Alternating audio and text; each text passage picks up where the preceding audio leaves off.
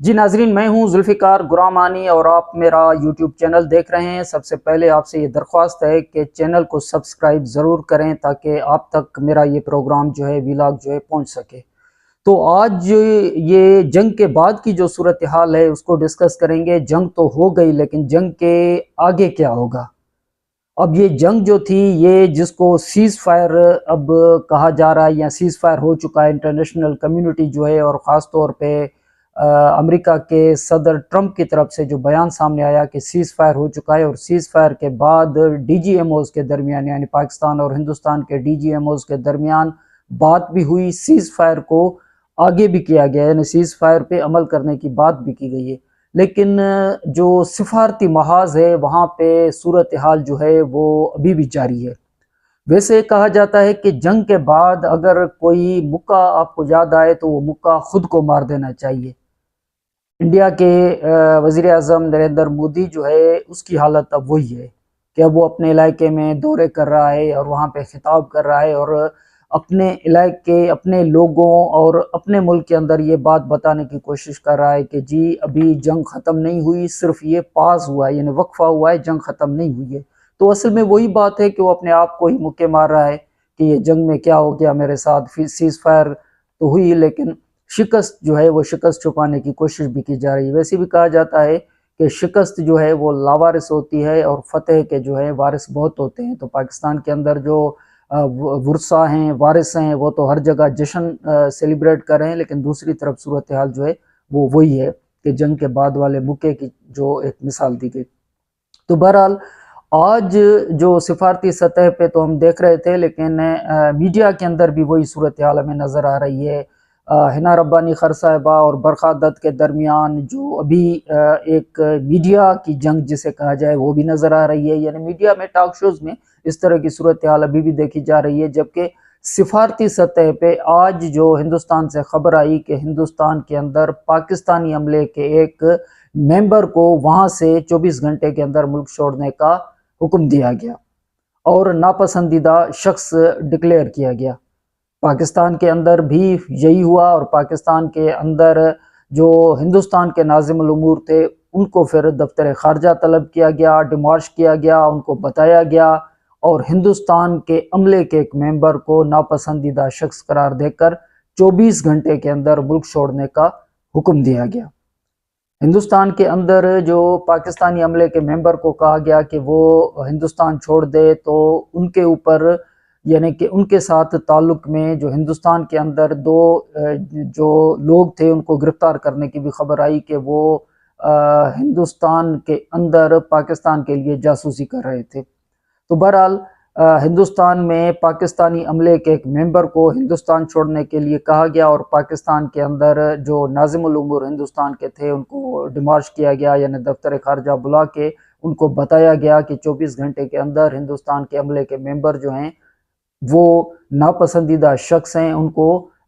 پاکستان چھوڑ دینا چاہیے۔ تو یہ ایک صورتحال بھی تھی۔ جبکہ نریندر مودی جو ہیں ہندوستان کے وزیر اعظم، وہ خطاب کر رہے ہیں کل سے، یعنی ایک دن پہلے انہوں نے ہندوستان کے اندر یعنی اپنی قوم کو خطاب کیا، اور پھر مختلف جگہ پہ جا کے وہ خطاب کرتے ہوئے نظر آ رہے ہیں۔ تو دفتر خارجہ یعنی پاکستان کے دفتر خارجہ نے جو بیان جاری کیا ہے وہ بیان کچھ اس طرح ہے،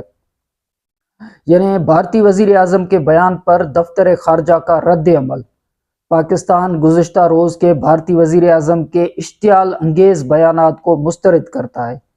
ایک ایسے وقت میں جب علاقائی امن اور استحکام کے لیے بین الاقوامی کوششیں کی جا رہی ہیں۔ یہ بیان غلط معلومات، سیاسی موقع پرستی اور بین الاقوامی قانون کی صریحاً بے توقیری ہے۔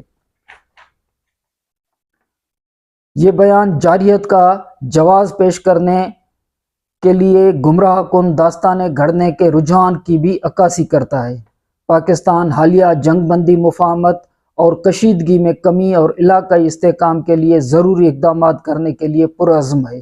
یہ جنگ بندی کئی دوست ممالک کی سہولت کاری کے نتیجے میں حاصل ہوئی، جنہوں نے کشیدگی میں کمی کے پیغام کے ساتھ ہم سے رابطہ کیا۔ دفتر خارجہ نے یہ نریندر مودی جو ہندوستان کے وزیر اعظم ہیں، جو ہندوستان کے وزیر اعظم جو خطاب کر رہے ہیں، تو ان کے جواب میں دفتر خارجہ نے یہ بیان جو ہے وہ جاری کیا ہے، اور ظاہر سی بات ہے کہ نریندر مودی جو کل سے خطاب کر رہے ہیں وہ اپنی شکست چھپانے کے لیے، میں نے کل بھی یہی بات کی تھی کہ وہ بی جے پی کے لیڈر کے طور پہ خطاب کر رہے ہیں، وہ ہندوستان کے وزیر اعظم کے طور پہ خطاب نہیں کر رہے، کیونکہ اپنے عوام کو، اپنی کانسٹیٹیونسی کو کنونس کرنے کے لیے وہ ساری باتیں کر رہے ہیں، لیکن جو ہندوستان کے اندر جو یہ ساری صورتحال جاننے والے اور اپوزیشن، جو ہندوستان کی اپوزیشن ہے، وہ نریندر مودی کے اس بیان سے یا اس موقف سے وہ سہمت ہوتے ہوئے، اتفاق کرتے ہوئے نظر نہیں آتے، جس کی وجہ سے صورتحال جو ہے وہ نریندر مودی کے لیے بہت ہی خراب صورتحال، اپنے ملک کے اندر بھی خراب صورتحال نظر آ رہی ہے۔ جبکہ ایک صورتحال ایسی بھی ہے کہ نریندر مودی جو ہے وہ جس طرح کی کیفیت پیدا کرنے کے لیے سوچ رہے ہیں اور بار بار یہ کہہ رہے ہیں کہ ہم نے پاز لیا ہے، وقفہ لیا ہے اور جنگ جو ہے ختم نہیں ہوئی، اور تو یہ ایک ایسی صورتحال ہے جس میں وہ چاہتے ہیں کشیدگی کی صورتحال، لیکن فکر کرنے کی اس وجہ سے ضرورت نہیں ہے کہ اگر ہم D G I S P R کی پریس کانفرنس میں بار بار اس طرح کے اگر سوالات بھی کیے گئے تو یہی بات آ رہی تھی، چاہے ہم پاکستان کی سیاسی قیادت سے بھی بات کرتے ہوئے، قومی اسمبلی کے اندر ملاقات ہوتی تھی، ان سے بات کرتے تھے تو وہ یہی کہتے تھے کہ اگر ان کی طرف سے جارحیت دوبارہ کی گئی تو جواب بھی بہت ہی تکڑا ملے گا، جیسے کہ پاکستان کا پہلے موقف تھا۔ اب ظاہر سی بات ہے کہ ساری صورتحال ٹیبل پہ جا رہی ہے، مذاکرات کے حوالے سے جا رہی ہے، تو مذاکرات پہ جب، یعنی کہ ہندوستان اس وجہ سے بھی پریشان ہے نا کہ جب مذاکرات ہوں گے تو یہ تو وہی مذاکرات ہیں جو پاکستان چاہ رہا ہے، یعنی پاکستان کشمیر پہ بات کرنا چاہ رہا ہے، پاکستان دہشت گردی اس حوالے سے کہ پاکستان کا یہ موقف بڑے دنوں سے کہ پاکستان کے اندر جو دہشت گردی ہو رہی ہے وہ ہندوستان کی طرف سے ہے، کلبھوشن یادو یہاں گرفتار ہے، اور پاکستان کے اندر جو دہشت گردی میں پاکستان کے جو اندر آپریشنز ہو رہے ہیں تو وہ پاکستان اپنے پاس ثبوت رکھتا ہے، تو وہ ٹیبل پہ بات آئے گی، انڈس واٹر ٹریٹی کی بات آئے گی، تو یہ تو سارے وہ مطالبات ہیں جو پاکستان بڑے عرصے سے کر رہا تھا کہ اگر ہندوستان کے ساتھ بات ہوگی تو بات انہی نکات پہ ہوگی۔ تو اب ہندوستان خود جو ہے وہ ایک ایسے طریقے میں آ کے بیٹھا ہے کہ ہندوستان خود دہشت گردی، کشمیر اور ان ساری صورتحال پہ بات کرنا چاہ رہا ہے، جس سے سفارتی محاذ پہ بھی ہندوستان کو بڑی تکلیف ہے کہ یہ کیا ہو گیا۔ پاکستان کے اندر تو دیکھیں، پاکستان کے اندر جو پی ایس ایل تھی، یعنی جو کرکٹ میچ تھی، کرکٹ میچ کا بھی آج فیصلہ ہوا، پی ایس ایل کا فیصلہ ہوا کہ پی ایس ایل واپس شروع ہوگی، یعنی جہاں سے یہ سلسلہ منقطع ہوا تھا راولپنڈی اسٹیڈیم میں جو میچ تھا پشاور زلمی اور کراچی کنگز کے درمیان، تو اب یہ 17 مئی کو راولپنڈی میں پی ایس ایل کے میچ دوبارہ ہوں گے، وہیں سے ہوئیں گے، اور انٹرنیشنل جو کھلاڑی تھے وہ بھی پاکستان واپس آ رہے ہیں۔ تو پاکستان تو جہاں سے یہ سلسلہ منقطع کیا گیا تھا اور یہ سوچ کے کیا گیا تھا کہ پاکستان کو شدید قسم کا نقصان دیا جائے گا، نریندر مودی کی حکومت جو ہے وہ کرنے میں ناکام ہوئی، اور پاکستان نے جس طریقے سے جواب دیا، پی ایس ایل مثال ہے کہ پی ایس ایل 17 تاریخ کو دوبارہ شروع ہونے جا رہا ہے۔ جبکہ آج آئی ایس پی آر نے، D G I S P R نے اس حوالے سے بھی ایک اسٹیٹمنٹ جاری کی، بلکہ تفصیلات جو D G I S P R کی طرف سے یا آئی ایس پی آر کی طرف سے جاری کی گئی، جس میں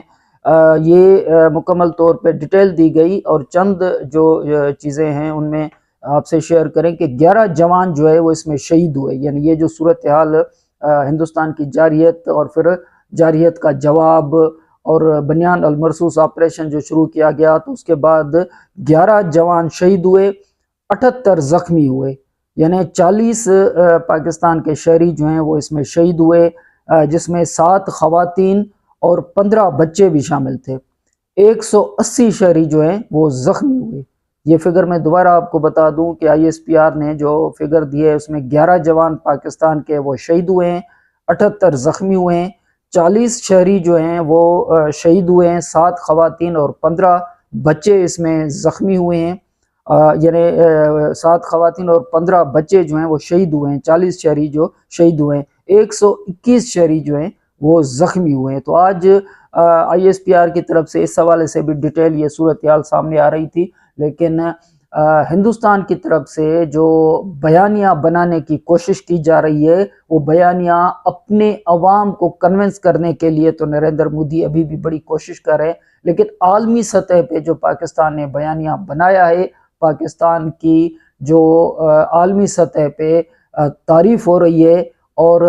ہندوستان کے اپنی اپوزیشن کے لوگ جو ہیں وہ نریندر مودی کو مخاطب کر کے کہہ رہے ہیں کہ ہم عالمی سطح پہ تنہا ہو چکے ہیں، اور جو پاکستان اور چائنا کو،